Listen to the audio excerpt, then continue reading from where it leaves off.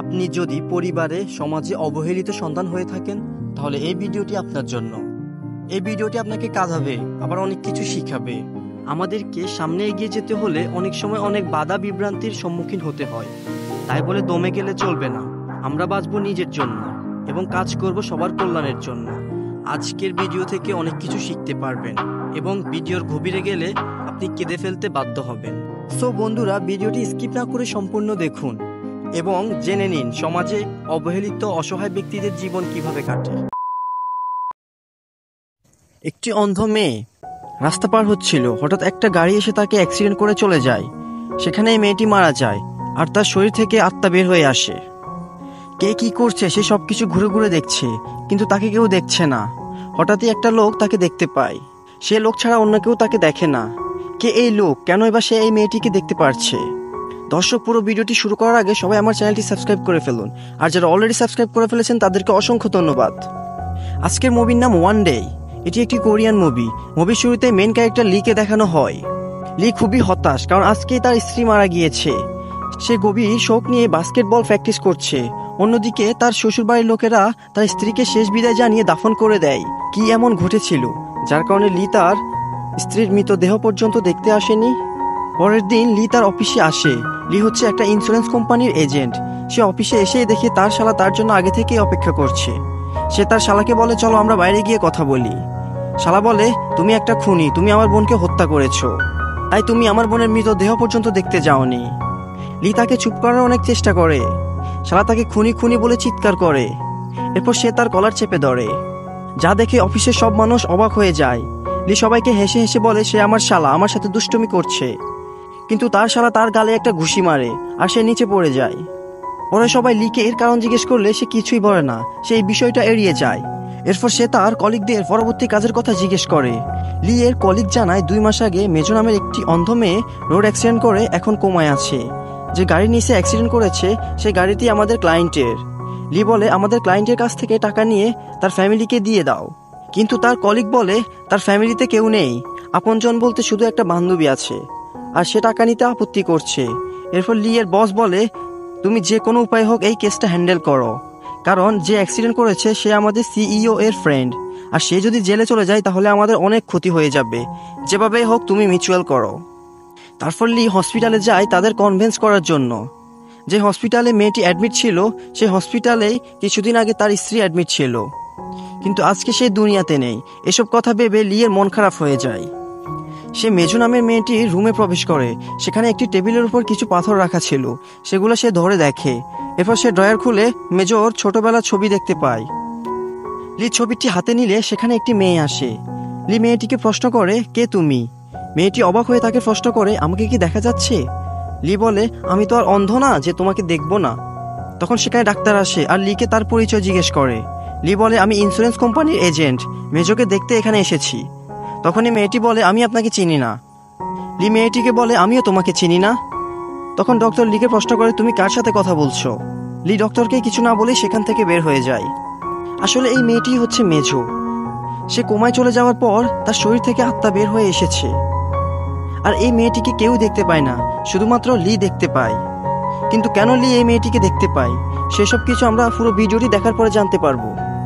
তারপরে আমরা দেখি সেখানে থাকা কিছু পেশেন্ট লিকে দেখে অসুস্থতার নাটক করছে, কারণ তারা জানে লি ইন্স্যুরেন্স কোম্পানির এজেন্ট, তাই তারা টাকা পাওয়ার লোভে অসুস্থতার নাটক করছে। এদের মধ্যে একজনের নাম জিনি। লি তাকে বলে, তোমাদের তো হসপিটালে নয় বরং অভিনয় জগতে থাকা উচিত, কি অভিনয়টাই না করো তোমরা। তারপর লি মেজর ফ্রেন্ডের সাথে দেখা করে। লি তাকে প্রশ্ন করে, অ্যাক্সিডেন্টের দিন কি কোনো কারণে মেজর মন খারাপ ছিল? তখন মেজর ফ্রেন্ড বলে, তোমাদের কোম্পানি থেকে অনেক লোক এসে এই প্রশ্ন আমাকে 100 বার করেছে। আসলে তোমরা মেজোকে তার অ্যাক্সিডেন্টের জন্য দায়ী করে নাটক সাজাচ্ছ। এরপর লি অফিসে এসে কেসটি ভালোমতো স্টাডি করে, আর সে জানতে পারে মেজো যেখানে অ্যাক্সিডেন্ট করেছে সেখানে তার ব্যাগ গ্লাস পাওয়া গেলেও অন্ধ লোকেরা হাঁটার সময় যে স্টিক ব্যবহার করে সেটা পাওয়া যায়নি। লি পুলিশকে কল করে বিষয়টা জানায়। এরপর লি ড্রিঙ্ক করে বাসায় ফেরার সময় পকেটে হাত দিলে অনুভব করে তার পকেটে মেজর একটি পাথর রয়ে গেছে। লি যখন হসপিটালে গিয়েছিল তখন সে ভুল করে পাথরটি নিয়ে আসে। লি পাথরটি ফেরত দেওয়ার জন্য মেজর কাছে যায়। পাথরটি রেখে দিয়ে বলে, তুমি অন্ধ হয়েও কেন ওয়াকিং স্টিক ব্যবহার করনি? লি নেশার ঘোরে তাকে উল্টোপাল্টা প্রশ্ন করে সেখানেই মেঝেতে ঘুমিয়ে যায়। সকালে ঘুম থেকে উঠে মেজোকে সরি বলে সেখান থেকে বের হয়ে যায়। এরপর সে দেখে গতকাল মেজর রুমে যে মেয়েটিকে দেখেছে সে এখন একটা বাচ্চার সাথে কথা বলছে। 1 সেকেন্ডের মধ্যে মেয়েটি সেখান থেকে উধাও হয়ে যায়। লি সেখানে গিয়ে বাচ্চাটিকে জিজ্ঞেস করলে বাচ্চাটি বলে, কই, আমার সাথে তো কেউ কথা বলছে না, আমি একাই এখানে বসে আছি। এটা শুনে লি অবাক হয়ে যায়, আর এটা তার মনের ভুল ভেবে সে সেখান থেকে চলে যায়। তারপর লি জিনির রুমে যায়। জিনিকে বলে, আমার কাছে প্রমাণ আছে তুমি টাকার জন্য অসুস্থতার নাটক করছো। জিনি বলে, তোমার যা খুশি করো, এখন এখান থেকে চলে যাও। তখনই জিনির পিছন থেকে মেজো তাকে হাই বলে। লি তাকে তার নাম জিজ্ঞেস করে। জিনি তখন তাকে প্রশ্ন করে, তুমি কার সাথে কথা বলছো? লি বলে, তোমার পেছনের ওই মেয়েটির সাথে। জিনি পিছনে তাকালে কাউকে দেখতে পায় না। মেয়েটি তখন বলে, আমার নাম মেজো, আমাকে আপনি ছাড়া কেউই দেখতে পায় না। এটা শুনে লি তাকে পাগল বলে সেখান থেকে চলে যায়। মেজো তার পিছন পিছন চলে আসে। লি বলে, মেজো তো কোমায় আছে, তুমি মেজো হবে কিভাবে? এটা বলে লি সেখান থেকে চলে যাচ্ছিল। তখনই সেখানে থাকা একটি লুকিং গ্লাসে সে শুধু নিজেকে দেখতে পাচ্ছে, মেয়েটাকে দেখা যাচ্ছে না। সে ভয় পেয়ে ভূত ভূত বলে সেখান থেকে দৌড়ে পালায়। লি বাসায় এসে গভীর ভাবনায় ডুবে যায়। সে ভাবতে থাকে, আসলে কি এটা কোনো ভূত, নাকি কেউ তার সাথে প্র্যাঙ্ক করছে। পরের দিন লি হসপিটালে সিসিটিভি ফুটেজ চেক করে। সব জায়গায় সে নিজেকে একাই দেখতে পায়, কোথাও মেয়েটিকে দেখা যাচ্ছে না। লি কিছুই বুঝতে পারে না কি হচ্ছে তার সাথে। এগুলা ভেবে সে নিচে চলে আসলে হসপিটালের ছাদে মেজোকে বসে থাকতে দেখে। সে সব কনফিউশন দূর করার জন্য মেয়েটির কাছে যায়। সেখানে গিয়ে সে দেখে এক ফোঁটা পানি মেজোর হাতে পড়ে, আর সেটা মেজোর হাত ছেদ করে নিচে পড়ে যায়। এটা দেখে লি তখনই সাথে সাথে অজ্ঞান হয়ে যায়। এরপর মেয়েটি লিকে বলে, আমি মেজোর আত্মা। মেজো যখন ঘুমিয়ে থাকে আমি তখন তার শরীর থেকে বের হয়ে আসি, আবার সে ঘুম থেকে জেগে ওঠার আগেই আমি তার শরীরে প্রবেশ করি। মেজো অন্ধ ছিল, কিন্তু আমি সব দেখতে পাই। আমাকে কেউ দেখতে পায় না, কিন্তু কেন জানি শুধু আপনি আমাকে দেখতে পান। লি বলে, আচ্ছা তুমি তাহলে ভূত? মেজো বলে, আমাকে ভূত বলবেন না, কারণ মেজো এখনো মারা যায়নি, আমি শুধুমাত্র মেজোর আত্মা। এসব শুনে লি চলে যাচ্ছিল, কিন্তু সেখানে থাকা সবাই লিকে একা একা কথা বলতে দেখে সবাই তাকে পাগল মনে করে। তারপর লি তার গাড়িতে করে মেজোকে ঘুরতে নিয়ে যায়। যেহেতু মেজো অন্ধ ছিল তাই সে আগে পৃথিবীর কিছুই দেখেনি, তাই প্রথমবারের মতো সবকিছু দেখে লিকে বারবার প্রশ্ন করতে থাকে, এটা কি, ওটা কি, এগুলা। লি বিরক্ত হয়ে গিয়ে বলে, তুমি যদি আর একটা আবল তাবল প্রশ্ন করো তাহলে আমি ইচ্ছে করে গাড়িটা কিছুর সাথে লাগিয়ে দিব। তারপর ভূত হয়ে গিয়ে দুইজন একসাথে ঘুরে বেড়াবো। এরপর লি মেজোকে তার বান্ধবীর বিয়েতে নিয়ে আসে। একটা মানুষ সবাইকে প্রশ্ন করে, একটি অন্ধ ছেলের বিয়ে হচ্ছে, এতে কারো কোনো দ্বিমত আছে কি না? থাকলে হাত উপরে তুলুন। মেজো জোর করে লিয়ের হাত উপরে তুলে দেয়। সবাই অবাক দৃষ্টিতে লিয়ের দিকে তাকায়। এরপর লি হেসে হেসে বলে, না আমার কোনো সমস্যা নেই, আমি এমনি হাত উপরে তুলেছি। মেজোকে তো কেউ দেখছে না। মেজোর কারণে লি এমন বিব্রতকর পরিস্থিতিতে পড়তে হয়েছে। বিয়েতে একটা মনিটরে মেজর একটি ভিডিও অন করা হয়, যেখানে সে অ্যাক্সিডেন্ট করার আগে তার বান্ধবীকে অগ্রিম বিয়ের শুভেচ্ছা জানিয়েছিল। ভিডিওটি দেখে মেজো ইমোশনাল হয়ে পড়ে। তারপর লি তাকে হসপিটালের দরজায় নামিয়ে দেয়। মেজো যাওয়ার সময় তাকে থ্যাংক ইউ বলে, আর বলে, আমি আজকে অনেক খুশি। পরের দিন লি আবার হসপিটালে আসে, কিন্তু কোথাও মেজোকে দেখতে পায় না। সে চলে যাচ্ছিল, তখনই দেখে যিনি বাইক চালিয়ে আসছে। লি জিনিকে বলে, তুমি তো অসুস্থতার নাটক করে ইন্স্যুরেন্স কোম্পানির থেকে টাকা খাচ্ছ, সেটা আমি কোম্পানির লোককে এখনই জানিয়ে দিব। যিনি তার কলার চেপে ধরে আর বলে, তোমার যা খুশি করো। তখনই উপর থেকে একটি বাচ্চা তাদেরকে দেখছিল, তাই যিনি তার কলার ছেড়ে দিয়ে সেখান থেকে চলে যায়। পরের দিন লি মেজোকে প্রশ্ন করে, তুমি সবসময় তোমার সাথে পাথর কেন রাখো? মেজো বলে, যখন আমি অন্ধ ছিলাম তখন সবকিছু ছুঁয়ে অনুভব করতাম, আর এখন আমি সবকিছু দেখতে পারছি কিন্তু কোনো কিছুই ছুঁতে পারছি না। এগুলো বলে মেজো ইমোশনাল হয়ে যায়। এরপর লি তার মন ভালো করার জন্য তাকে ঘুরতে নিয়ে যায়। সে খুব এনজয় করেছে। ফেরার সময় সে তার মাকে দেখতে পায়। ছোটবেলায় তার মা তাকে অনাথ আশ্রমে একা রেখে চলে আসে, আর কোনোদিন তার খবরও নেয়নি। তারপরে দেখানো হয় মেজো আর লি একটি ফুলের বাগানে আসে। এখানে মেজো একটি ঝরে পড়া ফুল ধরতে গেলে তার হাত ছেদ করে সেটা নিচে পড়ে যায়। তারপর লি এসে তার হাতের নিচে হাত রাখলে ফুল এসে মেজোর হাতে পড়ে, আর সেটা সেখানে আটকে থাকে। এরপর লি মেজর ছোটবেলার ফিক নিয়ে তার ফ্রেন্ডকে বলে, এই ফিকটি কোন স্টুডিওতে তোলা হয়েছে খবর নাও। তারপরে সেই ছবিটি নিয়ে লি সেই স্টুডিওতে যায়। সেই স্টুডিওর পুরনো অ্যাড্রেস বুক থেকে অ্যাড্রেস নিয়ে লি মেজর মায়ের কাছে যায়। মেজর মায়ের একটি বিউটি সেলুন আছে, আর এখানেই মেজর মৃত্যু হয়েছে। লি মেজর মাকে আগে থেকেই চিনত। লি সবসময় এখানেই তার হেয়ার কাট করত, কিন্তু এটা যে মেজর মা এটা সে জানতো না। এরপর লি তাকে প্রশ্ন করে, আপনার মেয়ে কোথায়? মহিলাটি বলে, স্কুলে গিয়েছে। লি বলে, আমি আপনার বড় মেয়ের কথা জিজ্ঞেস করছি, যাকে আপনি ছোটবেলায় অনাথ আশ্রমে রেখে এসেছেন। মহিলাটি বলে, আমি মেজো নামের কাউকে চিনি না, প্লিজ তুমি এখান থেকে চলে যাও। তারপরে দেখানো হয় ইন্স্যুরেন্স কোম্পানির মালিক লিকে বকাঝকা করছে, কারণ মেজর কেস সম্পর্কে লি তাদের কোনো প্রকার তথ্যই দিতে পারেনি। তাই তাকে সরিয়ে অন্য একজনকে দায়িত্ব দিয়েছে আর লিকে কিছুদিনের জন্য ছুটি দিয়ে দিয়েছে।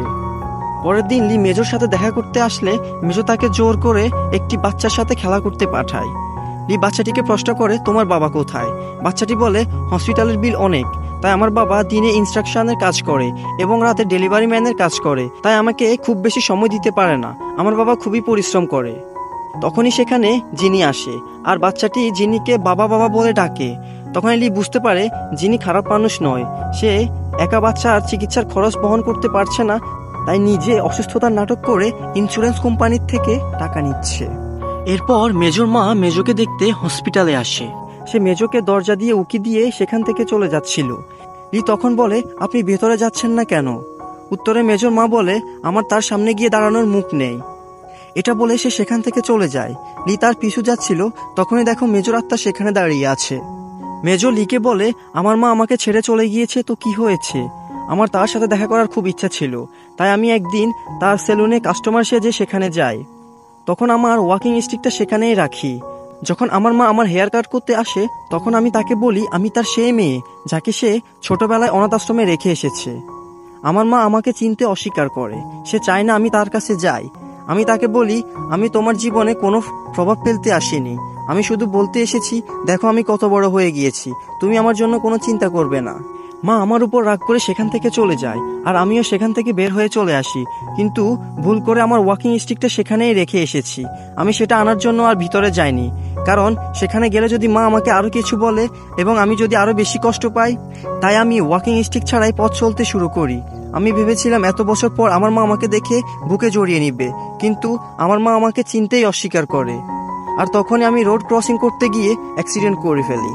পরে লিয়ের কাছে মনে হয় তার মা যদি তার সাথে দেখা করে তাহলে তার মন ভালো হবে, তাই লি মেজর ফ্রেন্ডকে তার মায়ের কাছে পাঠায়, কিন্তু মহিলাটি আসতে রাজি হয় না। এই জন্য লি ডিপ্রেসড হয়ে পড়ে। তখনই সেখানে জিনি এসে তাকে ড্রিঙ্ক করতে দেয়। জিনি বলে, তোমাদের ইন্স্যুরেন্স কোম্পানির টাকা আমার আর লাগবে না, আমি তোমাদের টাকা ছাড়াই আমার সন্তানকে সুস্থ করে তুলব। লি বলে, তুমি একজন ভালো মানুষ না হলেও তুমি একজন ভালো বাবা। পরের দিন মেজর মা তার অন্য মেয়েকে নিয়ে মেজোকে দেখতে আসে। লি খুশি হয়ে বলে, আমি আপনাকে মেজর চিকিৎসা আর ইন্স্যুরেন্সের সব টাকা দিয়ে দিব। মেজর মা বলে, আমার কোনো টাকার দরকার নেই, আমার শুধুমাত্র আমার মেয়ের ভালোবাসার প্রয়োজন। এত বছর ধরে আমি তাকে সবকিছু থেকে বঞ্চিত করেছি, এখন আমি আমার সবটা দিয়ে সেটা পূরণ করতে চাই। কিন্তু তার অন্য মেয়ের মায়ের এই ধরনের কথা পছন্দ হয়নি।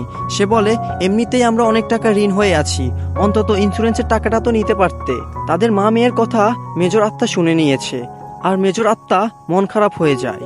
এরপর মেজর মা মেজর পাশে বসে কাঁদছে আর বলছে, তুমি শুধু আমার কণ্ঠস্বর মনে রেখেছো আর এত বছর পর আমাকে ঠিকই খুঁজে বের করেছো, কিন্তু আমি তোমাকে পরিচয় দিতে অস্বীকার করেছি আর আমার জন্যই আজ তোমার এই অবস্থা। এগুলা মেজর আত্মা সব শুনছে আর সে এত বছর মায়ের থেকে যে আদর পায়নি তা যেন এখনই পেয়ে গিয়েছে। অন্যদিকে ইন্স্যুরেন্স কোম্পানির মালিকরা প্রমাণ করেছে মেজর ওয়াকিং স্টিক ছাড়াই রাস্তা পার হচ্ছিল, তাই সে অ্যাক্সিডেন্ট করেছে। এতে তারা ইন্স্যুরেন্সের টাকা দেওয়া থেকে বেঁচে যাবে আর মামলাটাও খালাস হয়ে যাবে। কিন্তু এর মধ্যে লি কেন তার পরিবারকে খুঁজে বের করেছে, এই জন্য লিয়ের বস তার উপর চিৎকার করে, কিন্তু লি উল্টো চিৎকার করে তার বসকে চুপ করিয়ে দেয়। অন্যদিকে মেজর আত্মা লিকে বলে, আমি চেয়েছিলাম আমার মাকে খুশি দেখতে, কিন্তু এখন দেখছি আমার মা আমার জন্য আরো বেকায়দায় পড়ে গেল। ডক্টররা বলছে আমি কোনোদিনও ঠিক হব না, তুমি দয়া করে আমার কেবিনে গিয়ে সব লাইন কেটে দাও, আমি এইভাবে বেঁচে থাকতে চাই না। লি চিৎকার করে রেগে গিয়ে বলে, সম্পর্ক কি শুধু সুসময়ের জন্য? দুঃসময়ে কি সম্পর্ক এক্সিস্ট করে না? এরপর লি বলে, আমি আমার স্ত্রীকে খুবই ভালোবাসতাম, আমরা দুইজন খুবই সুখী ছিলাম, কিন্তু একদিন তার দুইটি পা অবশ হয়ে যায় আর সে প্যারালাইসিস হয়ে যায়। সে আমাকে সবসময় একটা কথা জিজ্ঞেস করত, আমি কি তার কাছে বোঝা হয়ে গিয়েছি? উত্তরে আমি না বলতাম, কিন্তু সে মাঝে মধ্যে আমার উপর চিৎকার করত। সে ভাবতো সে হয়তো আমার কাছে বোঝা হয়ে গিয়েছে। একদিন আমি তাকে নিয়ে ঘুরতে যাই, আমরা দাঁড়িয়ে প্রাকৃতিক সৌন্দর্য উপভোগ করছিলাম। আমার স্ত্রী আমাকে ব্ল্যাঙ্কেট নিয়ে আসতে বলে, আমি ভুল করে হুইল চেয়ার লক না করে সেখান থেকে ব্ল্যাঙ্কেটটা নিয়ে আসতে চলে যাই। পরে এসে দেখি আমার স্ত্রী এবং হুইল চেয়ার কোনোটিই সেখানে নেই। এরপর দেখি সে নিচে পড়ে রোড অ্যাক্সিডেন্ট করে। এই একই হসপিটালে সে ভর্তি ছিল এবং সে এখানেই মারা যায়। সে আমার কাছে কখনোই বোঝা ছিল না। ভালোবাসা কখনো বোঝা হয় না, তাহলে তুমি কেন তোমার মায়ের কাছে বোঝা হবে? মেজো তাকে বলে, সেদিন তোমাকে আমি দেখেছিলাম, তুমি পুরোপুরি ভেঙে গিয়েছিলে। আসলে তুমি আর আমার মা একই, আর আমি আর তোমার স্ত্রী দুইজন একই। এই কথা শুনে লি মেজোর মুখে 2 হাত দিয়ে আলতো করে ধরে। লি চোখ বন্ধ করলে তার স্ত্রীকে দেখতে পায়। আসলে সেদিন সে ঠিকই হুইল চেয়ারটি লক করেছিল। সে সেখান থেকে চলে যাওয়ার পর তার স্ত্রী সেটা আনলক করে ইচ্ছা করে সেখান থেকে পড়ে গিয়ে সুইসাইড করে, কারণ সে তার কাছে বোঝা হয়ে থাকতে চায় না। লি যখন চোখ খুলল তখন সে মেজর জায়গায় নিজের স্ত্রীকে দেখতে পায়। তার স্ত্রী তাকে বলে, মৃত্যুপথ যাত্রীদের কখনো মৃত্যুর ভয় থাকে না, ভয় তো থাকে শুধু এটা ভেবে যে তার আপন মানুষ তাকে ভুলে যাবে না। তো তুমি আমাকে ভুলে গিয়েছো, তাই না? লি এটা শুনে কাঁদতে থাকে। হঠাৎ তার স্ত্রী মেজো দুইজনই গায়েব, কাউকেই সেখানে দেখতে পায় না। এরপর লি তার বেডরুমে যায়। তার স্ত্রী মারা যাওয়ার পর থেকে সে এই রুমে প্রবেশ করেনি, কারণ তার স্মৃতি দেখলে তার কষ্ট বেড়ে যাবে। কিন্তু আজ আর তার কোনো কষ্ট নেই। পরের দিন লি মেজর রুমে যায়, তার পাশে বসে আর বলে, আমি তোমার ইচ্ছা পূরণ করতে এসেছি। কথা বললে সে মেজর মুখ থেকে অক্সিজেন মাস্কটি খুলে ফেলে, তারপর অন্যান্য সব কানেকশন খুলে দেয়। কিছুক্ষণের মধ্যে মেজো মারা যায়। এরপর লি মনে মনে বলে, সে তার অতীত ভুলে গিয়ে নয়, বরং অতীতকে জীবনের একটা অংশ ভেবে হাসি খুশি জীবনযাপন করবে। আর এইখানে এই সুন্দর মুভিটি শেষ হয়ে যায়। ভিডিওটি কেমন লেগেছে কমেন্ট করে জানান। আর এমনই নতুন নতুন ভিডিও পেতে আমার চ্যানেলটি সাবস্ক্রাইব করুন এবং ভিডিওটিতে একটি লাইক দিয়ে আমাকে উৎসাহিত করুন। সবাই ভালো থাকুন, সুস্থ থাকুন, আল্লাহ হাফেজ।